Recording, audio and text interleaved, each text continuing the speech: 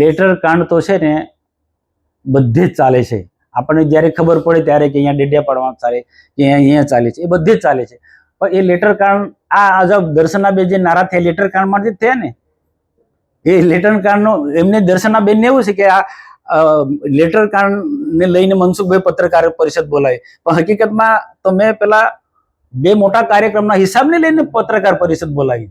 એમને ગેરસમજ છે, અથવા તો ઇરાદાપૂર્વક આવા ખોટા લોકોને બચાવવા માટે એમને આ પત્રકાર પરિષદ બોલાવી છે. હવે ધારાસભ્ય બેન દર્શનાબેન આજે ખરેખર એ પોતાના પગમાં કુવાડો મારી રહ્યા છે. આવો કોઈ પ્રશ્ન હતો તો એમને મને મળવું જોઈતું હતું. એને ધારાસભ્ય બનાવનાર પણ હું જ. એના માટે જે મેં જે ગામડે ગામડે જઈને જે મિટિંગો કરી છે, પ્રચારનો આખો કમાન્ડ મેં ઉપાડી લીધો હતો. એ ભૂલી જાય છે, પણ એની કોઈ ચિંતા નથી. પણ ક્યાંક ખોટા લોકોની જે ટોળકી એમની આસપાસ ઘેરાયેલા છે, એના કારણે આ એલફેલ બધું બોલે છે.